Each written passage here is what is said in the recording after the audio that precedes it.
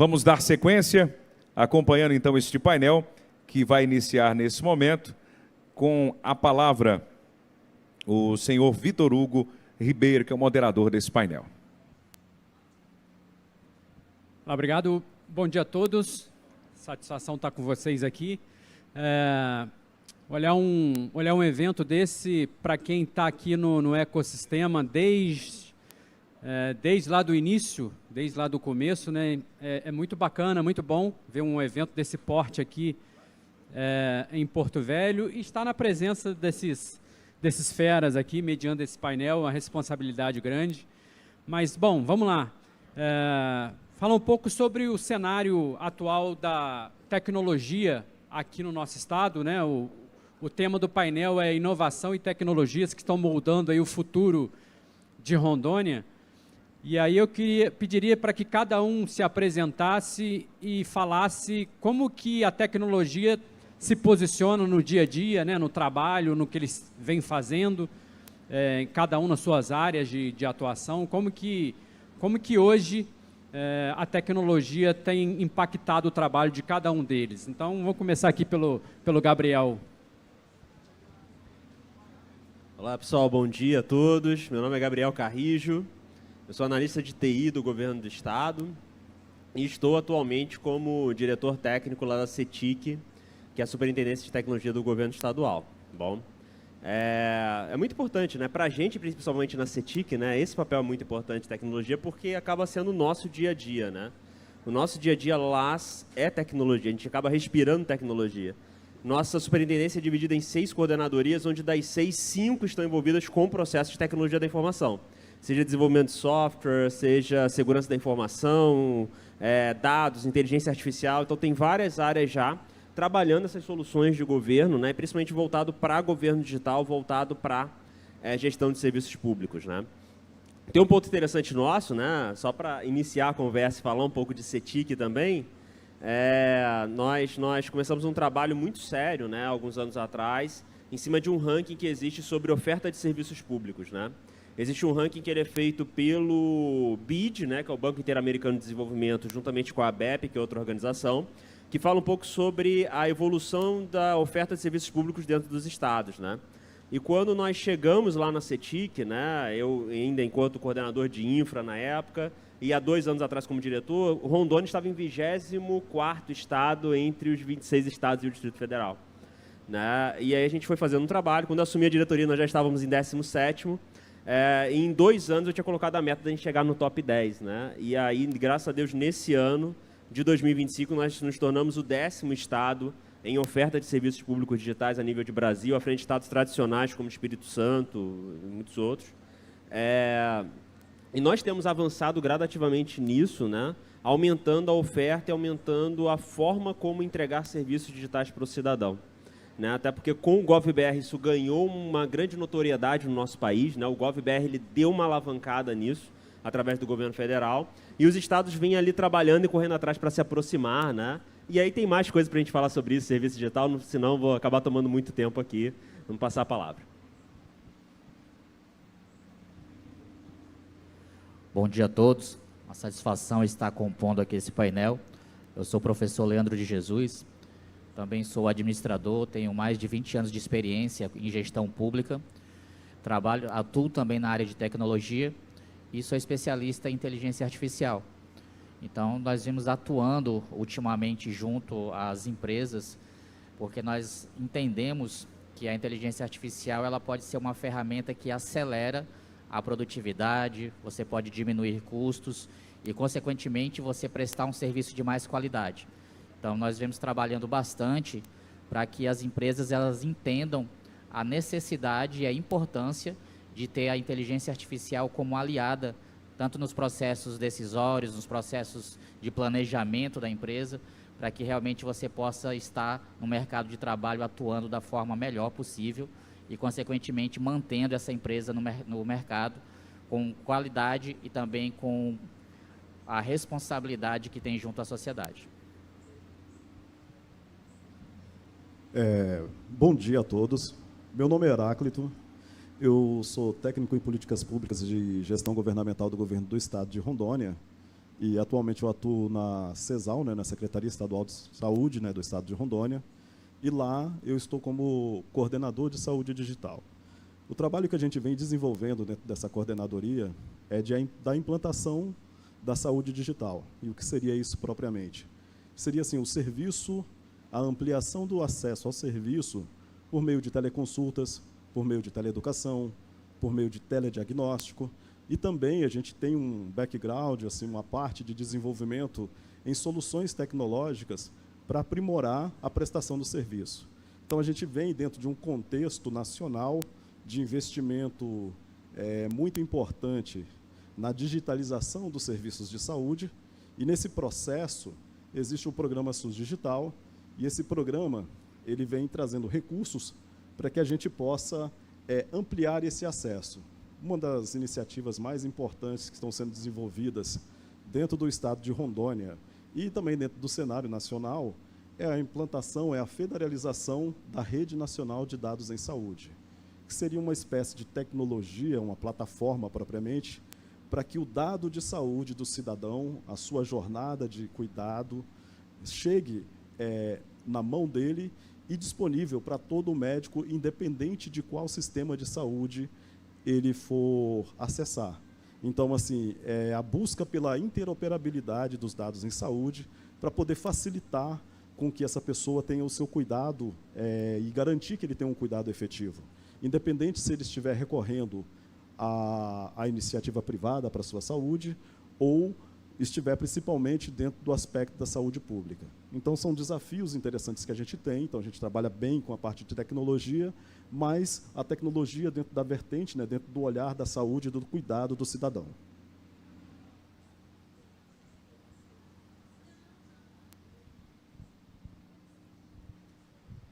Bacana, Heráclito. A gente sempre fala que muita gente confunde tecnologia com inovação, né? Acha que, no fundo, é a mesma coisa, e a gente costuma dizer que tecnologia é uma parte importante da inovação, mas é um meio, né? A inovação se difere um pouco de tecnologia nesse sentido, mas, no fundo, a importância das duas coisas, tanto da inovação quanto da tecnologia, é beneficiar as pessoas, ter impacto na vida das pessoas, no dia a dia das pessoas. E aí, Gabriel, indo por esse caminho, né, e a gente falando sobre governo digital, administração pública mais inteligente, né, no final das contas, como que a comunidade ou a sociedade de Rondônia se beneficia, de alguma forma, da tecnologia no serviço público, por exemplo? Excelente pergunta. Eu acho que tem duas vertentes muito importantes, né? É muito importante digitalizar o serviço público para a população, e é muito importante também que o poder público não esqueça dos pontos de atendimento presenciais, né? Que acho que existe uma falsa ilusão de que eu entregando para o cidadão uma forma rápida dele resolver tudo no aplicativo, eu resolvi todos os problemas, mas não é assim. A gente sabe que a gente tem uma grande parcela da nossa população que ainda é excluída digitalmente, e que ainda não tem o domínio de todas as tecnologias, né? E o poder público ele se preocupa com toda essa população, toda essa gama, né? Infelizmente, Rondônia, né, ainda é um estado pouco conectado. Segundo dados da Anatel, uma pesquisa que eu fiz também no início desse ano, final de 2024, início de 2025, apenas 77% da população rondoniense tem acesso a redes 5G, 4G, então tem uma grande parcela ainda da nossa população que não tem acesso fácil à comunicação de dados, às redes de computadores, né? Então, por isso que a gente sempre trabalha, né? A gente tem procurado trabalhar lá juntamente com o Tudo Aqui, né? Que é o ponto de presença do governo, né? E que o governo ele tem tido um olhar muito legal em aumentar esse ponto, e a gente tem tentado trazer um pouco da realidade do Tudo Aqui para dentro dos serviços digitais, né? Por que eu digo isso, né? A gente fez um trabalho nesse ano que foi... Aliás, a gente já tem há alguns anos o nosso Portal do Cidadão, né? Quem quiser acessar depois é o portaldocidadão.ro.gov.br, que é o portal onde a gente quer colocar ali alguns serviços digitais. E até 2 anos atrás, a gente tinha 40, 50 serviços e não passava disso, 40, 50. E aí eu tentei propor uma estratégia nova, pessoal. Falei, cara, a gente precisa ir em quem tem os serviços.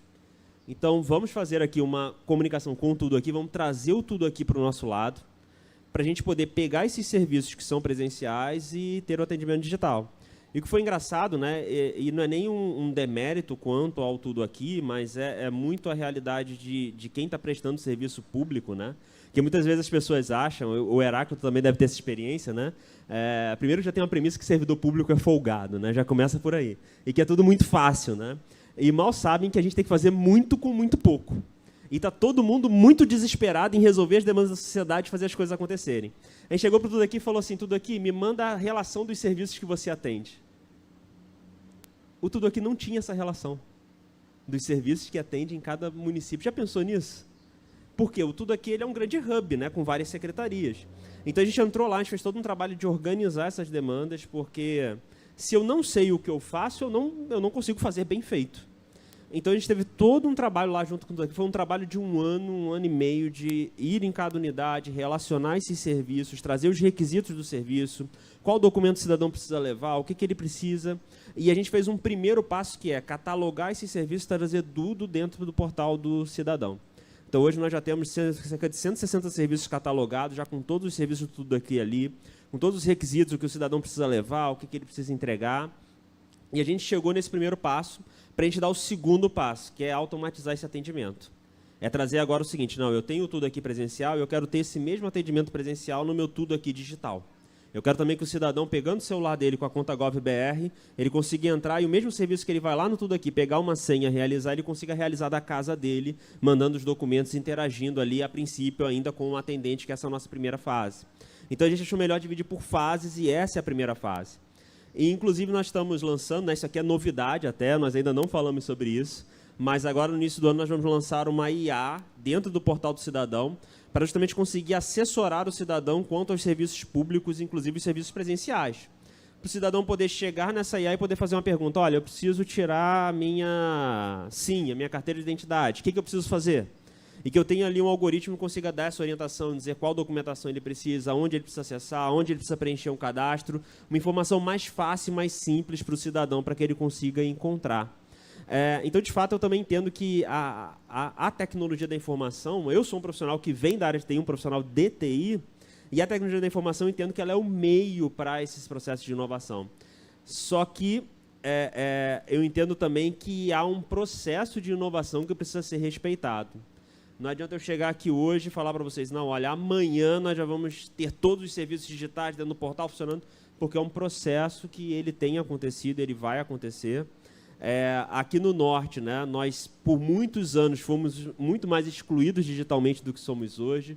Os grandes eventos sempre foram nos grandes centros, né, Rio, São Paulo. Se você pensar ali há 10 anos atrás, era impensável ter um evento como esse aqui no shopping. Né? Então, mas há um movimento muito grande, trazido pela inovação também, para que a gente consiga avançar nisso. E eu acredito ali que passo a passo a gente vai avançando e vai modificando e trazendo a área de TI como uma grande ferramenta da inovação para justamente impulsionar esse processo de inovação e trazer esse atendimento de serviços públicos melhorado ao cidadão. E é o que nós estamos fazendo lá, tentando melhorar essa prestação de serviço ao cidadão no fim das contas. Excelente ponto, Gabriel. Interessante o que você falou, que existe uma camada da população que é excluída digitalmente e às vezes a gente, de fato, pensa em digitalizar tudo e que a gente vai resolver todos os problemas com o aplicativo, enfim. E existe essa camada que não é pequena, né? E que o governo precisa pensar neles também. Então, é uma coisa que eu não tinha me ligado ainda, você trouxe esse ponto, muito interessante, bacana.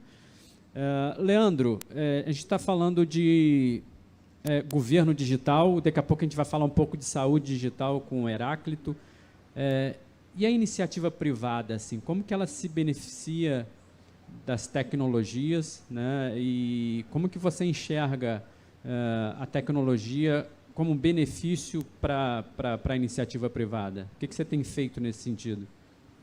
Bom, Vitor, Rondônia está passando por um momento de transformação tecnológica. Muitas das vezes, a gente pensava que essas tecnologias só estavam presentes nos grandes centros. Eu sou da época que você saber algo de tecnologia era ir para a Fenasoft em São Paulo, 1994. Então, você saía uma caravana daqui de Porto Velho para ir para a Fenasoft, para entender o que estava sendo aplicado de tecnologia voltado para todas as áreas da sociedade. E aí você entendia um pouco lá, voltava para cá com um universo de ideias na cabeça e você não tinha como e nem com quem operar, né? Então, hoje, nós temos aí um universo de possibilidades para os empresários e que, mesmo assim, muitos deles não têm acesso. Então, hoje, a nossa responsabilidade como agente de transformação é levar essas informações a todo o empresariado do Estado. E com eventos como esse, né, que com certeza esse evento ele deve alcançar aí os interiores do nosso Estado, que nós temos 52 municípios, tem empresas hoje que não utilizam tecnologia para fazer um atendimento em nenhuma parte da sua empresa.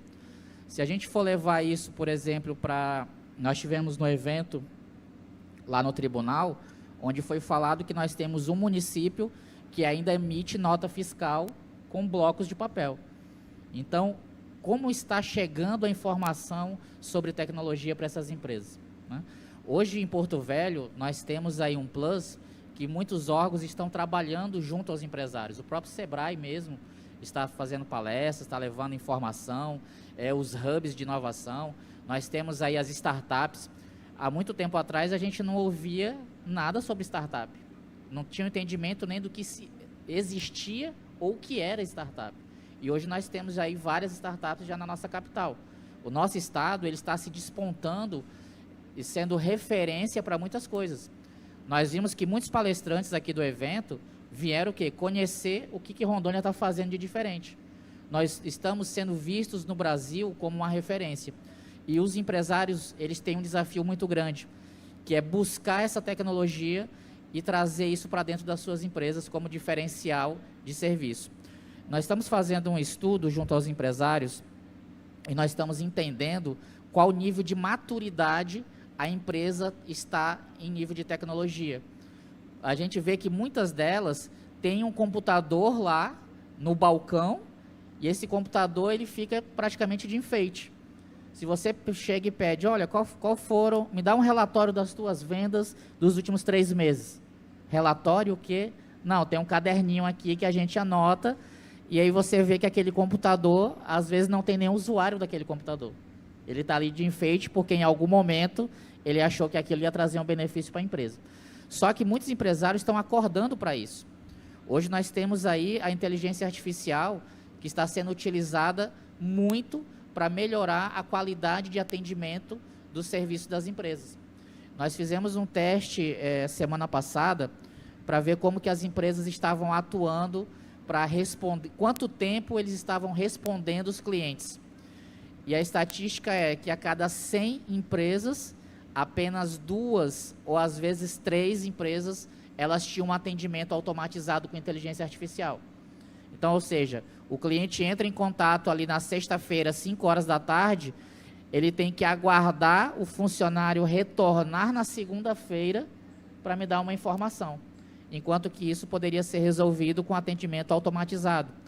Nós podemos utilizar a inteligência artificial hoje dentro das empresas para fazer análises, para fazer projeções, para verificar onde que você está tendo desperdício, aonde que você pode qualificar o teu profissional para executar outras funções dentro da sua empresa e substituir isso por uma automação com inteligência artificial. Então, as empresas hoje elas estão buscando profissionais, estão procurando empresas de tecnologia para entender o que existe no mercado.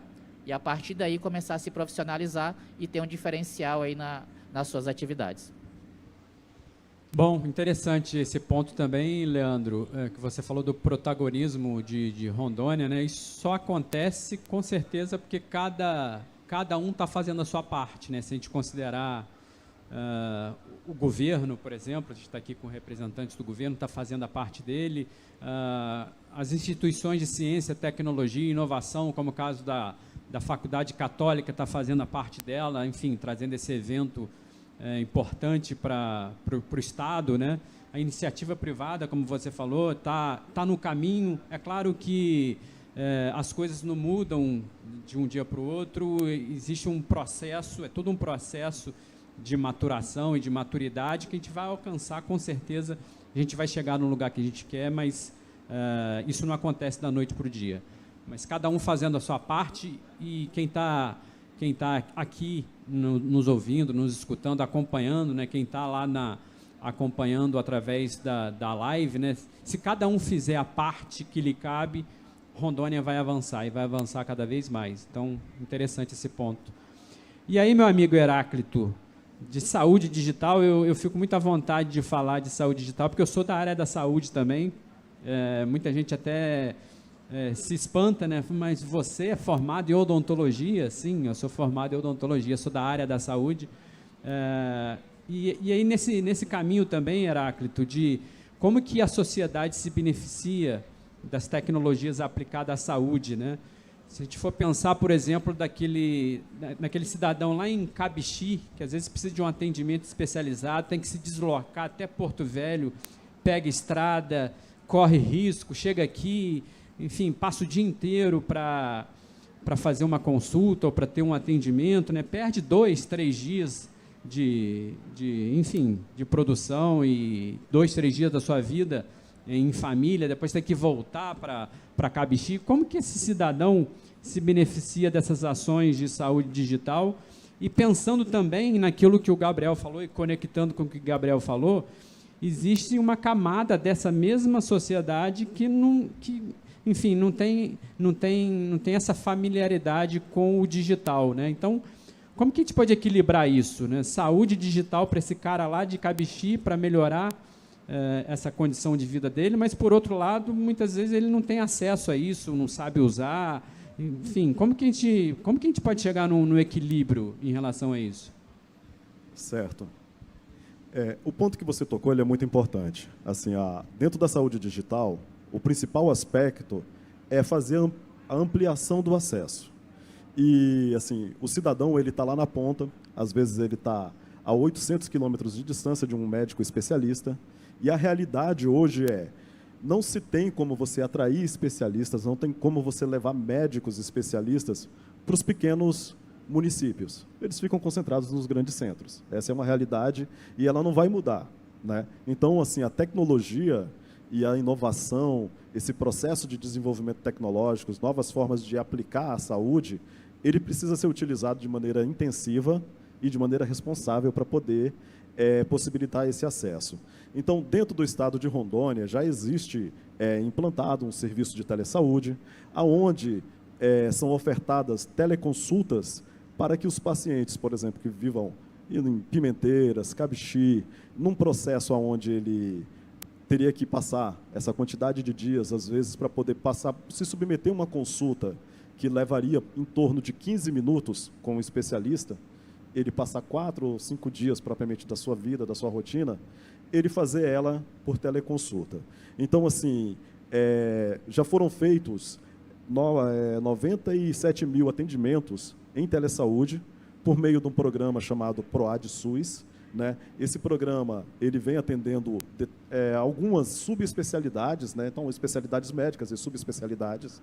E essas subespecialidades, elas são muito necessárias. Então, por exemplo, no mês de novembro, fechando esse mês de novembro, tivemos aí 2.800 atendimentos, né?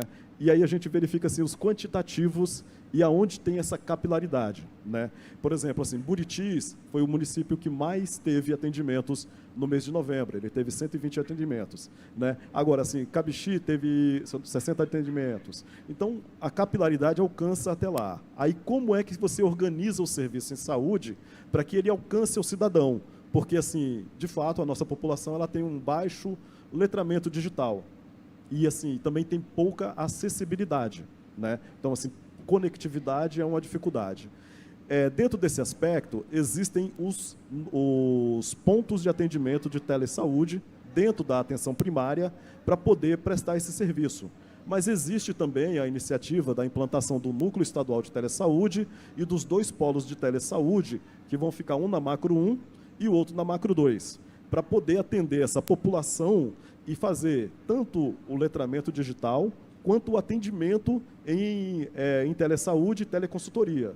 Também nós estamos trabalhando com um aspecto de telediagnóstico, que é para você levar equipamentos de ponta, portáteis, para poder fazer esse procedimento. Então, assim, uma retinografia, você pode fazer um laudo, rastreio de diabetes, uma uveíte, por exemplo, assim, onde uma pessoa é sujeito a perder a visão por uma infecção de toxoplasmose, né, com um simples celular de boa qualidade, uma lente de boa qualidade, um técnico, um enfermeiro, um técnico em enfermagem lá na ponta consegue fazer um exame. Esse exame é transmitido para a Plataforma Nacional de Telediagnóstico. Um médico especialista que está lá na Universidade de Goiás examina aquilo, faz um laudo, tem uma assistência em inteligência artificial para poder facilitar ainda o trabalho dele e devolve isso em 2 minutos, 3 minutos, um procedimento desse. Isso também tem telediagnóstico para câncer, espirometria e diversas outras áreas de necessidade da saúde. E tudo isso, assim, já tem alguns municípios que estão atendendo dessa forma. E nós, ontem mesmo, eu recebi uma comunicação do Ministério da Saúde da disponibilização dos kits de telesaúde para alguns municípios nossos e outros que é para eu poder fazer uma articulação para que eles possam receber os kits também. Então, é um processo que a gente vem trabalhando, essa transformação em saúde digital. Mas uma das preocupações principais é maneiras de aumentar a oferta. Então, assim, no universo de praticamente 100 mil teleconsultas, é muito pequeno para a necessidade ainda da população. Então, por meios de cooperação técnica com universidades, né, por meio de cooperação técnica com organizações sociais, tanto para poder letrar esse usuário, quanto para poder ofertar o serviço, são formas que a gente vem desenvolvendo dentro de um plano, que é um plano de transformação em saúde digital, que tem alguns recursos, que chega na monta mais ou menos de 30 milhões que a gente tem pleiteado, alguns já assegurado e parte dele ainda por vir esse recurso para poder operacionalizar durante esse próximo ano de 2026. Mas nós já temos atualmente aí por volta de 10 milhões já empenhados, prontos para poder prestar esse serviço. Bacana, bacana, Heráclito. No final a gente vai ter espaço para pergunta, tá bom? Gabriel, pensando no horizonte aí de 3 a 5 anos, né, como que você enxerga o governo digital, né, aqui em Rondônia? Como que você enxerga esse cenário assim, em termos de tendências? O que você acha? O que está por vir, né, no que você tem feito aí no seu trabalho aqui dentro do nosso estado? Excelente pergunta. A gente tem trabalhado com alguns planejamentos nossos, né? Lá dentro da CETIC nós temos um plano diretor de tecnologia, né, que é um planejamento nosso a médio prazo. Ele se encerra agora em 2027 com alguns projetos, né? E tem alguns projetos também no PE estadual que são projetos de tecnologia. Por exemplo, esse projeto do Portal do Cidadão, o projeto das Infovias, são todos projetos que estão no planejamento estratégico do governo do estado, que ele vai até 2027, né? Ele pega o primeiro ano já da próxima gestão do próximo governo. E por aí vai, né? Infelizmente, assim, os governos, né, o poder executivo, ele tem um horizonte de planejamento que é muito curto, né? Um horizonte de planejamento de 4 anos. Né? E isso acaba dificultando um pouco, principalmente com as trocas de gestão e tudo mais, né? Mas eu acho que isso é um modelo que o Brasil ele ainda vai tende a evoluir. Por exemplo, tem países nórdicos que o modelo de gestão deles é modelos de 10, 15, 20 anos e que o gestor que ele é eleito, ele tem a obrigação de cumprir aquele plano que já foi aprovado ali, porque não é um plano da gestão, mas é um plano de governo, né? Então, um plano que transcende essas gestões que vem chegando. Eu acredito que o Brasil também vai chegar nesse ponto. Mas o que nós temos trabalhado hoje, né? Nós temos trabalhado já com o projeto das Infovias, né? A nossa ideia é deixar os projetos prontos para que numa próxima gestão haja o trabalho de expandir as infovias no interior até para avançar essa questão de conectividade. Eu estava até lembrando de algo interessante que eu vivi aqui em Rondônia, né? A avó da minha noiva, ela mora num distrito chamado Nova Estrela, né? Fica ali pertinho, 25 quilômetros de Rolim de Moura. E o que é engraçado, mesmo ficando a 25 quilômetros de Rolim de Moura, Nova Estrela não tem conectividade 4G ou 5G. Você chega lá, para você acessar a internet, você tem que chegar na casa de alguém que tem Wi-Fi, para você conectar ali, aí você vai para a rua, você já não tem internet. E hoje isso é impensável para a gente, né? Porque você sai de casa hoje, você pode sair de casa sem o seu óculos, mas você não sai sem seu celular, né? O celular tem que estar junto, senão parece que você está nu na rua. E lá, o celular na rua não vai fazer diferença, porque você não vai ser conectado. Então, por que acontece isso? Né? Porque a iniciativa privada não tem interesse em regiões como essa, porque não vai dar o lucro, né? E entendo. E é nesse ponto que o poder público tem que entrar para prover, né, algum tipo de conectividade, algum tipo de acesso. E aí esse ponto que nós entendemos, né, que as infovias elas têm esse papel de chegar ali, e hoje em dia já tem tecnologias que o governo ele consegue subir uma rede 5G, 4G dentro de um município, e hoje em dia já é muito barato. Né? Um dia você consegue atender ali um raio de 25 a 30 quilômetros, gastando 400, 500 mil reais numa estação 4, 5G, e o benefício que você traz para a população transcende esses 400, 500 mil reais que você vai atender ali. Então, um dos projetos é esse, né, que nós temos em vista, que são as infovias, e outros são os nossos trabalhos com IA. Né? Nós estamos trabalhando muito hoje, inclusive a gente tem uma parceria com a SEDEC, né, para a compra de alguns hardwares para processamento de IA, né, processamento de tentar achar uma... porque veio o conceito na cabeça, né, eu estou tentando achar uma explicação mais simples para o conceito. Que é o processamento que a gente chama de ponto flutuante, né? Um processamento que as IAs se utilizam para poder gerar as respostas. Né? Não é o processamento comum que o teu computador lá, teu processador do computador tem. É um tipo de processador diferente que utiliza a placa de vídeo, GPU, né? Enfim, outros tipos, TPUs hoje para fazer esse tipo de processamento. Então, a gente tem trabalhado para ter esse hardware dentro do governo, porque hoje em dia também está muito caro você contratar isso na nuvem. As empresas têm cobrado muito com esse avanço da IA. Né? Os tokens têm ficado muito caros para você utilizar ali em larga escala. Então, nós estamos trabalhando que a nossa ideia é conseguir trabalhar isso dentro de casa hoje e impulsionar um pouco nossos projetos. Né? Nós já temos alguns projetos, algumas automações rodando já com IA generativa, IA não generativa. E a ideia é a gente avançar nesse sentido também. Recentemente, nós recebemos um convite do governo chinês para irmos numa feira lá de Big Data e IA, né? Foi entre agosto e setembro desse ano, né? Nós fomos lá, e é interessante que lá eles já estão trabalhando com uma métrica, né? A ideia deles, hoje nós estamos utilizando aqui a IA generativa, né? Eles estão trabalhando com o conceito de até 2 a 3 anos ter a inteligência artificial geral, que é uma IA que ela seja capaz de realizar ações das quais ela não foi treinada, né? Na qual o algoritmo de treinamento dela não proveu ou que ela não tem informações ainda. Aquilo que acontece hoje, né? Quando você vai numa IA e você pede uma informação que ela ainda não tem aquela informação, ela te responde que ainda não tem aquilo, né? Que ainda não sabe, a ideia é que a IA ela consiga ir aprendendo com o seu usuário consiga ensiná-la a fazer algumas coisas, algumas outras atividades. E eles estão também com um conceito bem interessante lá, que para 2035, 2034, que é o que eles estão chamando de raciocínio artificial. Né? Porque hoje a IA generativa, basicamente, ela faz um compilado daquilo que a humanidade já produziu. O que uma IA generativa traz para você é conhecimento humano compilado, né? Ela pega as informações das quais ela foi treinada e alimentada e te traz dados com base naquela informação. Ela não está criando algo novo, ela não está criando algo que ainda não foi pensado, né? Aquilo já foi pensado. Só que a ideia dos chineses é que eu consiga ter um algoritmo que consiga pensar e criar novas sinapses, assim como um ser humano é capaz de criar novas sinapses. Né? E aí eu extrapolei um pouco a pergunta, desculpa, mas não só o cenário de Rondônia, mas o cenário que a gente pôde conhecer lá do mundo, né? Eles estão muito preocupados assim, qual é o próximo passo da IA generativa que nós vamos dar? Qual o próximo passo que nós vamos dar? E junto a isso, eles estão muito preocupados com resfriamento, energia limpa, porque assim, quanto mais a gente utiliza inteligência artificial, maior é o consumo de energia elétrica em data centers, maior é o consumo, maior tem que ser a produção elétrica para suportar tudo isso. Isso tem um custo não só energético, mas ambiental, e a ideia é conseguir reduzir esses impactos também para que esse processamento, que a ideia é que esse tipo de processamento só aumente, que a IA vire cada vez mais uma ferramenta do trabalhador, né, e uma ferramenta pessoal, mas como eu consigo compensar os impactos que eu tenho com esse tipo de processamento, né? Então é isso. Acho que eu tentei sintetizar. A CETIC, a ideia é essa, avançar a conectividade, projetos de IA e tudo mais. E o mundo está olhando também para essas outras situações. Excelente, Gabriel. Excelente ponto. Bacana. Leandro,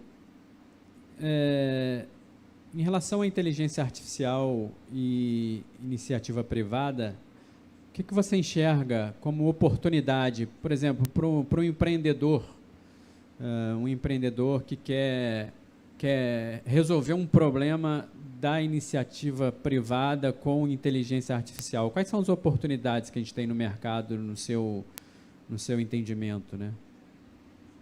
Bom, Vitor Hugo, a importância da inteligência artificial hoje, ela tá presente no nosso dia a dia. Desde a hora que você acorda, você pode prestar atenção que você tem uma conexão direta com o seu celular. Ou é um despertador, ou quando você acorda, a primeira coisa que você faz, às vezes não é nem pegar o óculos, é pegar o celular, né? Então, essas tecnologias, elas vêm trazendo facilidades, vêm trazendo produtividade, vêm trazendo economia, justamente para que o empresário ele possa estar mais presente no seu mercado de trabalho. E com a inteligência artificial, eu sou criador do grupo de inteligência artificial com propósito, que diz justamente o seguinte: a gente não pode ver a inteligência artificial como a substituição do ser humano, mas sim como ferramenta para auxiliar e potencializar a capacidade humana. Então, se você tem hoje processos dentro da sua empresa que você pode transmitir esse processo para a inteligência artificial, você está ganhando produtividade, você está ganhando qualidade e você também está diminuindo custos. Então, com isso, você vai conseguir fazer mais com menos, né? Quando a gente trabalha a inteligência artificial com propósito, a gente traz para a empresa que ela deve buscar analisar o seu nível de maturidade de tecnologia e também de uso de inteligência artificial. Quais são, de fato, os processos que ela consegue, a curto, médio e longo prazo, estar substituindo por uma inteligência artificial. Muitas profissões hoje, elas já estão sendo substituídas 100%. Seja na parte de criação, na parte de edição, na parte de postagem de redes sociais. Quando surgiu a rede social no Brasil, as pessoas começaram a fazer por moda. Vou postar minha foto, vou postar o que eu fiz durante o dia, vou postar o que eu fiz durante o almoço, eu vou postar minha reunião com a família. Só que começa a ver, enxergar essa tecnologia de outra maneira. Quando surgiu a inteligência artificial, veio o quê? ChatGPT. Então, as pessoas começaram a usar ChatGPT para fazer perguntas. Para que serve isso? Como é que faz aquilo? Qual o procedimento A? Como é que eu faço uma redação? Daqui a pouco a inteligência artificial ela foi capaz de produzir textos. Então, os alunos, né, começaram a testar a inteligência artificial para fazer os seus trabalhos universitários, seus trabalhos escolares, e aí isso começou a virar uma febre. Hoje a inteligência artificial ela está sendo vista de outra maneira, ela está sendo vista comercialmente. Como que eu posso utilizar a IA para inserir dentro da minha empresa, para ajudar os meus profissionais a deixarem de fazer aquelas coisas que são corriqueiras. Por exemplo, um atendimento de um cliente. O cliente entra ali através da sua rede social, seja no Instagram, seja no ainda Facebook, seja ali no Twitter, que é o X agora, né? Entra ali através do WhatsApp. Qual que é o tempo de resposta que você vai dar para aquele cliente? Eu dei o exemplo aqui que o cliente entrou em contato na sexta-feira, a empresa só foi retornar na segunda. Hoje você consegue ter um atendimento automatizado que você vai dar resposta em segundos. Dependendo de qual for o treinamento que você deu para essa inteligência artificial, ela vai ter todas as informações da sua empresa, ela vai ter o que você resolve, ela vai ter a lista dos seus produtos, ela vai ter ali os preços, ela vai poder gerar uma proposta. E nós estamos indo além. Tem inteligências artificiais hoje que ela já faz um atendimento consultivo. Você entra num site de e-commerce e você pesquisa lá um tênis. E aí você começa a perguntar informações daquele tênis. Ela já está treinada para analisar ali o seu perfil, com algumas perguntas básicas. Ela já vai fazer o quê? O papel do vendedor. Ela vai indicar qual tênis, ela vai indicar que aquele tênis ali está numa promoção, que aquele tênis vai ficar bem para qual o propósito que ela vai utilizar. E hoje nós já temos inteligências artificiais que elas conseguem trazer o quê? Em vez de você, como é que eu vou ficar com essa blusa? Você escolhe a blusa, você insere a sua foto, ele já te dá ali o traje vestido. Bacana, interessante. Indo já para a nossa reta final ali, que já estão chamando a atenção da gente ali do tempo que está terminando. Meu amigo Heráclito, existe na saúde uma questão importante dos dados, né? A gente faz, e aí falando de uma maneira simples para quem está nos acompanhando, né? Você faz um exame num determinado lugar, e se você for procurar um atendimento num serviço público, ou que seja num atendimento particular, de repente você tem que repetir aquele exame porque uma unidade não está conectada com a outra, você tem que repetir. Isso aí é gasto para todo mundo, gasto para o cidadão, gasto para a sociedade, gasto para o governo, enfim. Existe essa dificuldade que a gente chama de interoperabilidade dos dados, né? Como que está sendo esse processo aqui em Rondônia? Vou falar assim, de uma maneira bem sintética. O processo de interoperabilidade ele é um dos processos mais importantes que se tem na saúde. Então, assim, é necessário que os dados de saúde do cidadão, e ele como protagonista dos seus dados, tenha acesso e dê o acesso por vontade própria a um médico, a uma instituição de saúde, para que ele possa ter o melhor atendimento possível. E assim, é uma felicidade do momento que nós estamos vivendo. Rondônia está no processo de federalização da Rede Nacional de Dados em Saúde. Nós já tivemos a nossa terceira oficina de federalização, que foi justamente a oficina de Informática e Informação em Saúde, foi feita no Rio de Janeiro, onde 8 estados do Brasil já estão interoperando ativamente com praticamente todos os sistemas públicos de saúde, e Rondônia recebeu o processo para poder fazer as credenciais e começar a interoperar também.